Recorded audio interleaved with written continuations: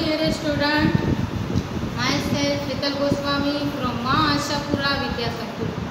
Today we will learn standard 10 subject Sanskrit and chapter number 12. कलिकाल सर्वज्ञो हेमचंद्राचार्य। इसके बारे में हमने आगे के वीडियो में पढ़ा था कि हेमचंद्राचार्य कौन है। एक और बार रिवाइंड करें तो हेमचंद्राचार्य का जन्म है वह अहमदाबाद जिले के धंधुका गांव में हुआ था। विक्रम संवत जैसे देखें तो सेंचुरी में ये हुआ था, जिसमें मोड वणिक ज्ञाति में उनका बर्थ हुआ था। उनके पिता का नाम चांचदेव और उनकी माता का नाम पाहिनी देवी था। वैसे देखें तो इनका जब वो 8 साल के हुए, जब वो 8 इयर्स ओल्ड हुए तब उन्होंने क्या किया कि देवेंद्र सूरी नाम के एक जैनाचार्य से उन्होंने दीक्षा की प्राप्ति की। अब उस दीक्षा की प्राप्ति के द्वारा उनका नाम है वह सोमचंद्र दिया गया।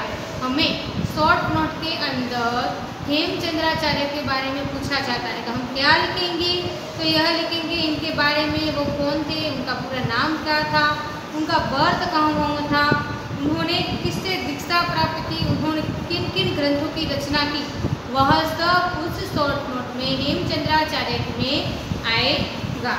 जिसके अंदर हम देखें तो उन्होंने जब वो 21 साल के हुए तब उन्होंने आचार्य पद की पदवी है वह प्राप्त की। फिर वह उसे प्राप्त करके कहाँ आए तो गुजरात के अनिलपुर यानी कि पाटन में वह आते हैं। इसके बाद हम देखें तो उन्होंने सिद्ध हेम शब्दानुशासन नाम के ग्रंथ की भी रचना की। अब देखें कि इस चैप्टर में उन्होंने क्या लिखा है।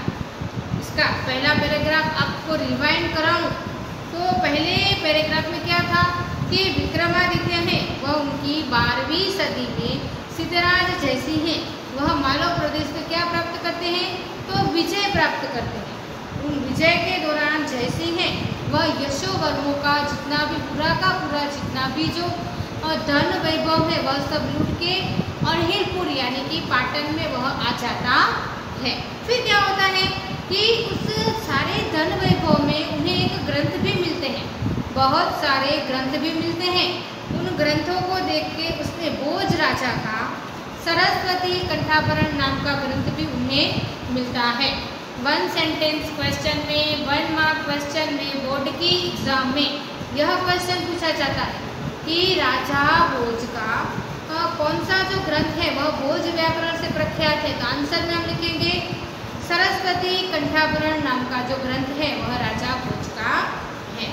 आगे देखिए दूसरा उसका पैराग्राफ का ट्रांसलेशन था कि एक बार सिद्धराज है वह बहुत सोच में पड़ जाते हैं। कौन सी सोच में कि वो सोचते हैं कि मैंने मालव विजय पे विजय तो प्राप्त किया है पर उसने मैंने बहुत सारे ग्रंथ हैं वह भी मैंने पाए, पर जिस तरह से भोज की कीर्ति है, भोज व्याकरण उन्होंने लिखा था, उस व्याकरण के ग्रंथों में जैसे राजा भोज की कीर्ति है ऐसी कीर्ति मुझमें नहीं है, तो कुछ ऐसा करना चाहिए जिससे मेरी कीर्ति हो। तो वो तीसरे पैराग्राफ में क्या आता है कि ऐसा सोच के वह जैन मुनि आचार्य हेमचंद्राचार्य को अपने पास बुलाते हैं। फिर क्या करते हैं उसे निवेदन करते हुए कहते हैं कि आप हैं वह जिस तरह से भोज व्याकरण का ग्रंथ लिखा है इसी तरह से आप मेरे लिए भी राजा भोज जैसा एक भोज व्याकरण जैसा ग्रंथ लिखें, जिसके कारण क्या होगा आपकी भी कीर्ति होगी और मेरी भी कीर्ति होगी। कीर्ति मीन्स क्या कि कोई अच्छे कार्य उसे वो ग्रंथ लिखेंगे उसके कारण उसकी नामना हो जाएगी। नेक्स्ट पैराग्राफ था उसमें क्या था कि सिद्धराज जैसी हैं उसके निवेदन से प्रेरणा लेके जो हेमचंद्राचार्य हैं वह एक अपूर्व व्याकरण का ग्रंथ लिखते हैं जो सिद्ध हेम शब्दानुशासन के नाम से जाना गया। सिद्ध हेम व्याकरण के नाम से वह जाना गया, जिसके 4 अध्याय हैं। हमें पूछा जाता है कि सिद्धराज जैसी के कहने पर हेमचंद्राचार्य ने कौन सी ग्रंथ की रचना की, तो हम इसके आंसर में लिखेंगे कि हेमचंद्राचार्य ने सिद्ध हेम यानी कि राजा सिद्धराज और उनका नाम हेमचंद्राचार्य इन दोनों का मिक्सअप करके उन्होंने क्या बनाया सिद्ध हेम व्याकरण नाम का ग्रंथ बना दिया। अब इस ग्रंथ के दौरान उन्होंने इस ग्रंथ के बारे में हमें बताना है तो क्या बताएंगे, उसमें 8 अध्याय दिए गए हैं। कितने अध्याय? 8 अध्याय दिए गए हैं, जिनके अनुवाद के जो 6 अध्याय हैं, 8 अध्याय के भी 2 पार्ट दिए गए हैं, जिसमें 6 अध्याय है उसमें संस्कृत भाषा के बारे में बताया गया है और उसके 2 अध्याय हैं उसमें प्राकृत भाषा का ग्रामर दिया गया है। क्या दिया गया है? 6 अध्याय हैं उसमें संस्कृत भाषा क्या है उसके बारे में बताया गया है। 2 जो अध्याय हैं उसमें ग्रामेटिकल बातें की गई हैं। Now clear this.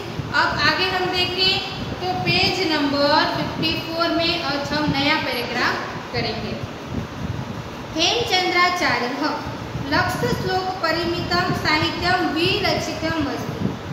अस्मिन् साहित्ये अभिधान चिंतामणिः इति नामकः कोशग्रन्थः, चालुक्य वंशोत्कीर्तनम् इति नामकं संस्कृतपाठकं, प्राकृत भाषा निबंध दयाश्रम महाकाव्यं काव्यानुशासनम् इति नामकः अलंकार शास्त्रीयं ग्रंथः, छन्दोनुशासनं ज्ञेयां बहुनां ग्रंथानां समादेशो भवति।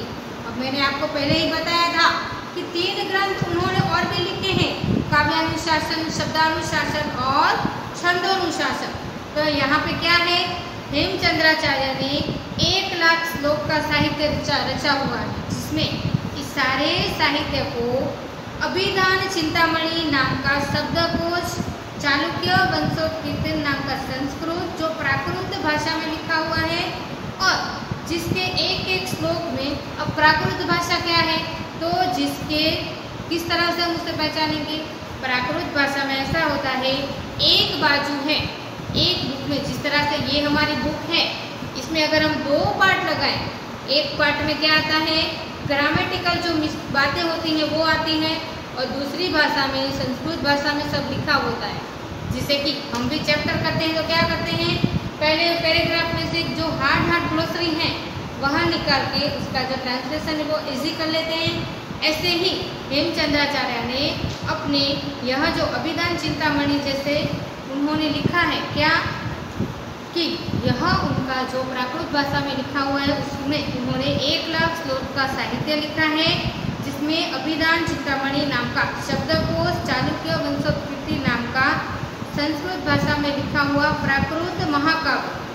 मैंने आपको कहा कि एक बाजू श्लोक और एक बाजू ग्रामर के उदाहरण होते हैं, और दूसरी और क्या होता है उसकी कथा वस्तु होती है, उसकी बात है। काव्यानुशासन नाम के ग्रंथ में अलंकार शास्त्र का उल्लेख किया गया है, और छंदानुशासन नाम के ग्रंथ में उनमें छंद के नाम दिए गए हैं। लास्ट पैराग्राफ, गुर्जर प्रदेशे लब्धचय निरयं हेमचंद्राचार्यः न केवलं गुर्जर प्राप्तने अपि तु समग्रे अपि संस्कृत साहित्यकाशे सूर्यवतः प्रकाशते।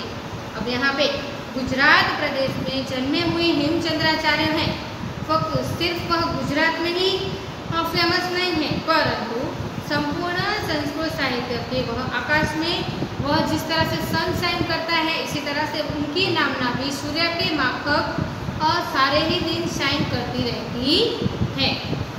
यह चैप्टर है वह आज क्लोज होता है। आई होप आपको समझ में आ गया होगा। आप इसके जो हार्ड वर्ड्स है वह निकाल के अगर इसका ट्रांसलेशन करेंगे तो आपको इजी लगेगा। अब नोटबुक्स में क्या लिखना है, तो इसकी जो एक्सरसाइज है उसे हमें नोटबुक्स में लिखना है। तब तक आप इसे घर पे रिवाइंड करें। Thank you very much. Take care.